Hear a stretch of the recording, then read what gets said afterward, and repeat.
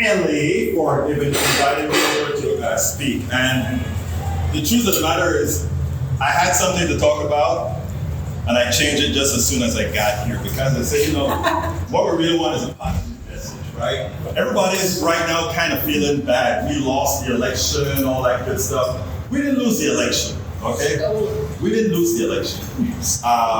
We lost the people. That's how I look at it. We didn't lose the election, we lost the people. So I want to start with something that, before I get there, I want to say one thing. Most Americans are progressive.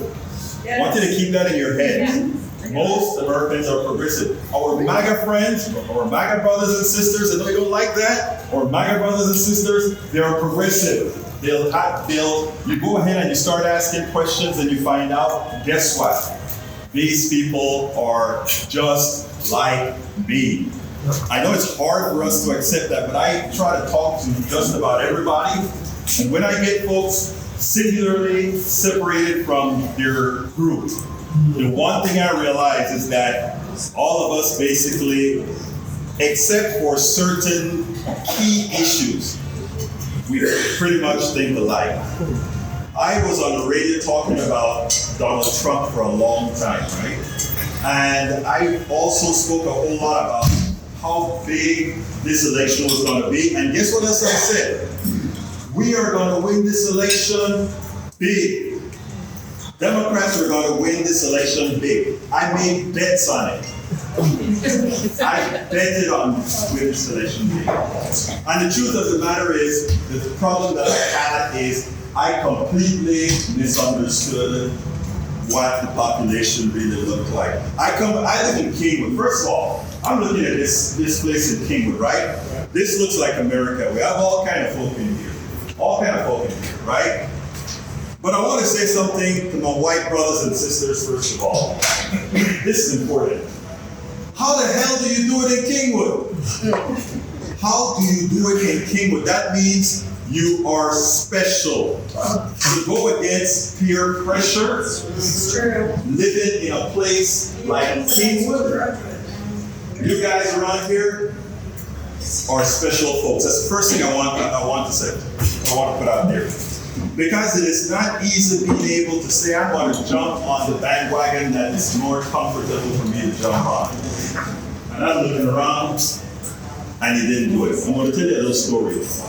My daughter had 2 strokes in the last 3 or 4 years. It was difficult. It was the worst time of my life. The last 5 years were horrendous.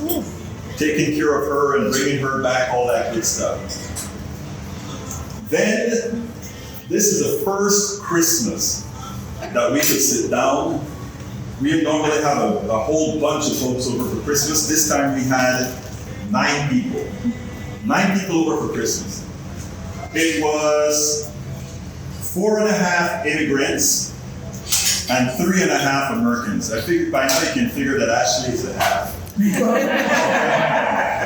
You're the half. But it's interesting because we started talking and politics came up. Of course, Trump had already won. And I'm talking to my Jamaican brother, my Panamanian brother, and all these other folks. And we were talking politics, and Ashley out of the blue, she kind of says things out of the blue a lot sometimes, Go, Ashley. And she says, I don't know why you immigrants have so much faith in America. And then I looked at her and she repeated it again. Why do you all have so much faith in America?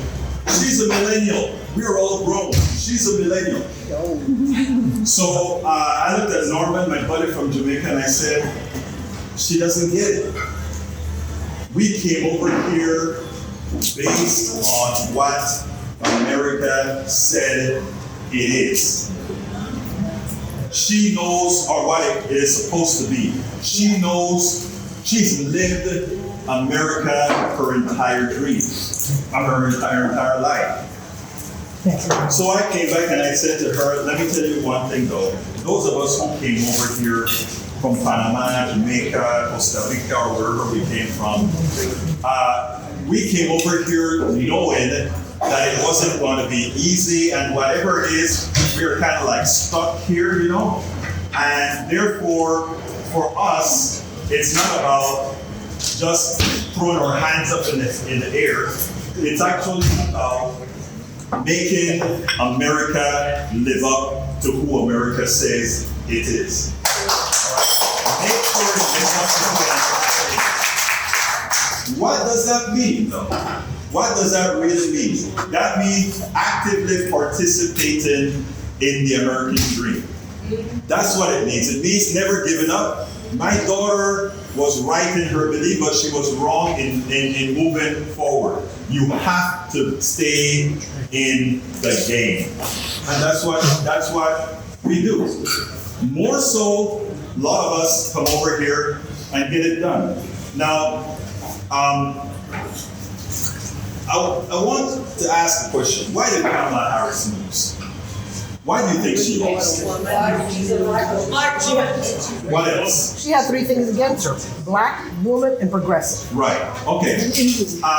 That one. Remember a woman called Hillary Clinton? Yes. Remember a guy called Barack Obama? Yeah. Okay, let me tell you a little story.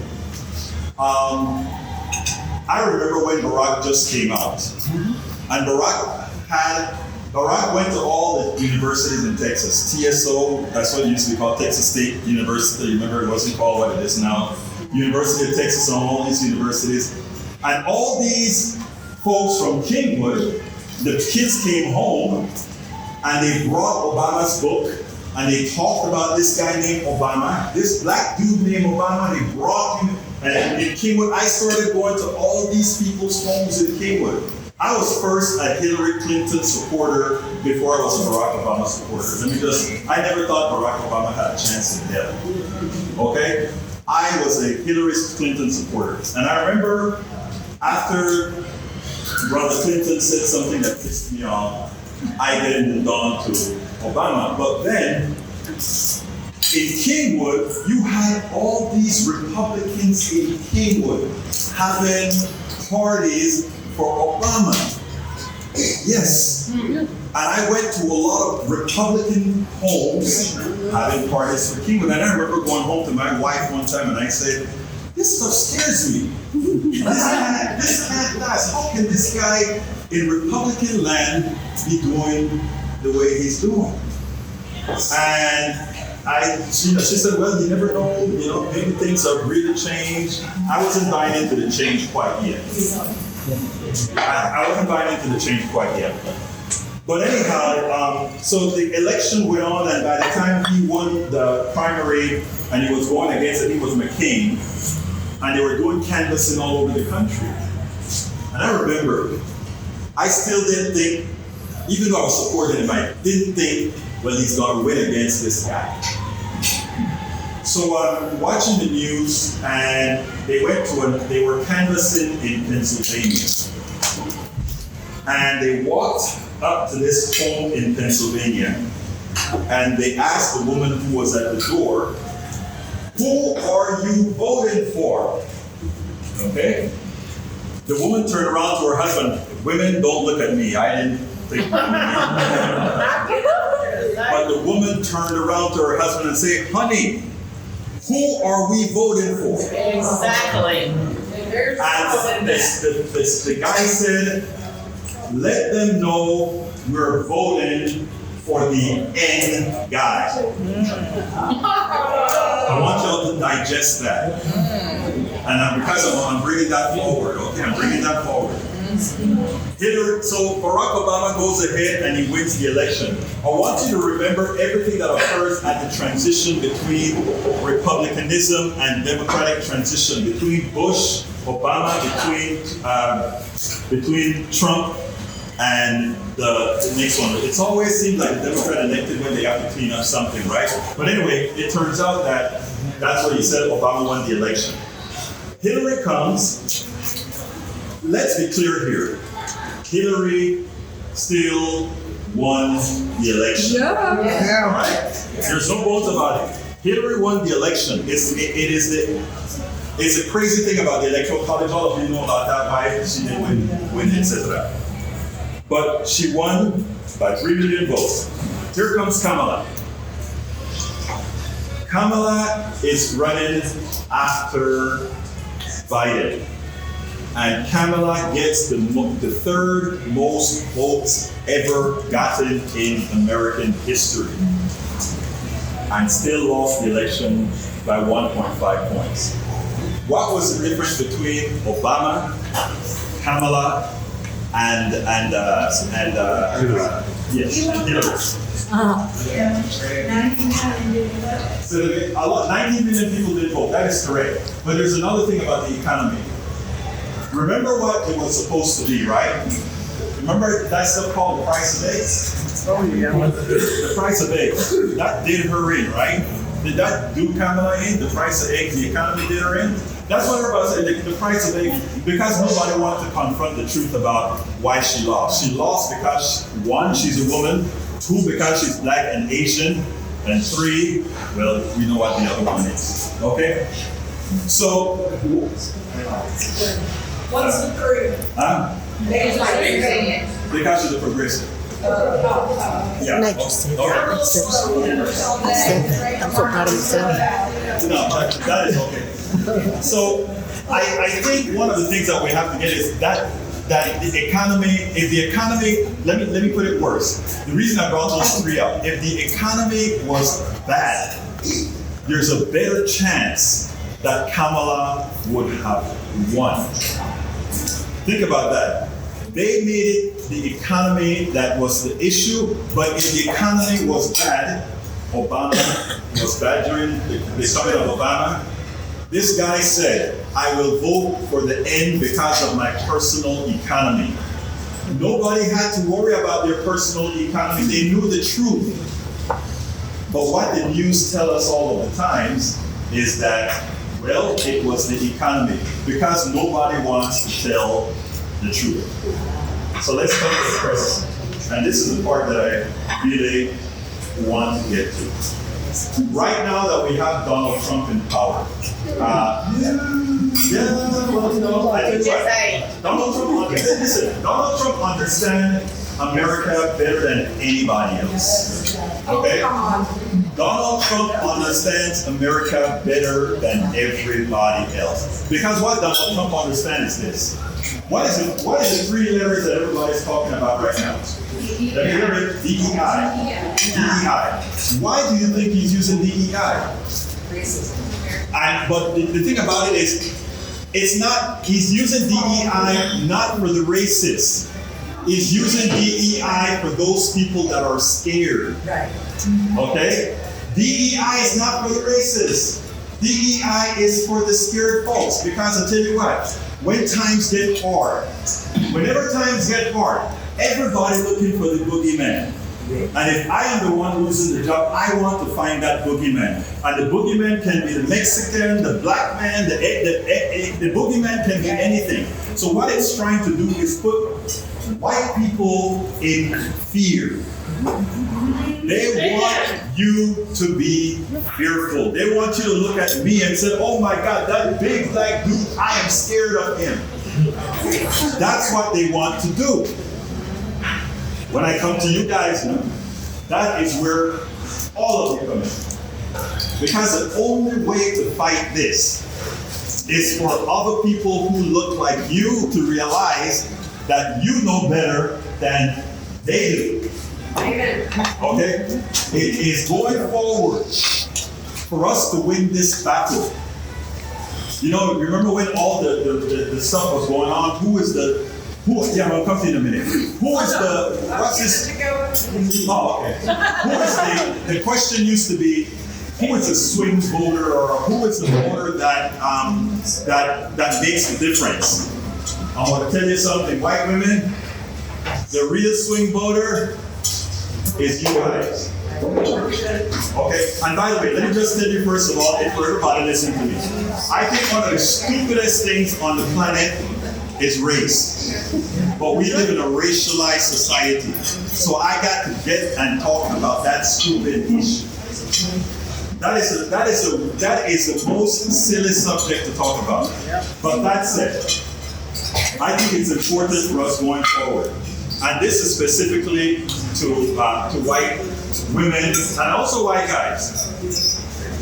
The only way we gonna get this country back is the sensible folk go out there and talk to people who have your interest, people who you can talk to. If I go into certain spaces, I can't say certain things in certain spaces, but you can. You can, and you may think all these people are crazy, but remember peer pressure. Peer pressure works. Peer pressure works. And Donald Trump, what he's doing right now, is not affecting. Look, Latinos. I'm a black Latino. Latinos and all the other folks, Jamaicans, Caribbeans, all these folks. You know what's the secret about these folks? These folks know about pain. They can live pain. But most Americans don't live in that frame. Okay? So what is important for folks to do is to realize that what Trump is doing right now is going to affect MAGA more than anybody else. Yeah. Because all of you guys in here are much more well off, every single one of you, than the average MAGA. Yep. All of you.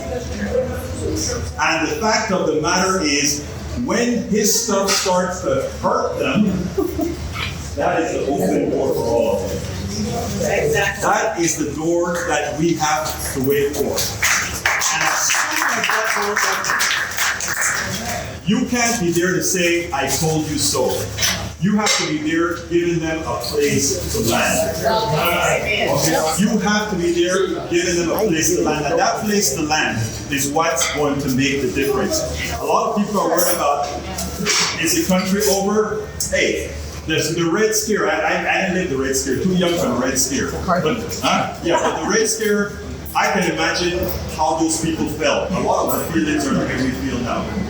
So bottom line, and I'm going to close, and it goes as follows. The country is still in our hands. It's just temporarily ceded to those who got lucky. I'm serious as a heart attack. We've simply ceded the country temporarily. But we are the ones on the right side of history. We are the ones that are moral. We are the ones who care about people. We are the ones who care about humanity. And don't let anybody take that away from us. And don't feel bad about that. Feel encouraged about that. And with that, muchísimas gracias. Yeah. We spend a lot of time deconstructing the news, trying to parse it into a form that everybody can understand. We try to find those little nitpicks where it flies above the fray, etc. If you really like these videos that we do, I want to ask a big favor. Please go ahead, number 1, subscribe to our channel, and number 2, please join if you can. Thank you so kindly for watching. Keep watching. Please remember to share. We must populate the entire internet with our progressive message, a message that we know is what most Americans say that they want. So help us, please join.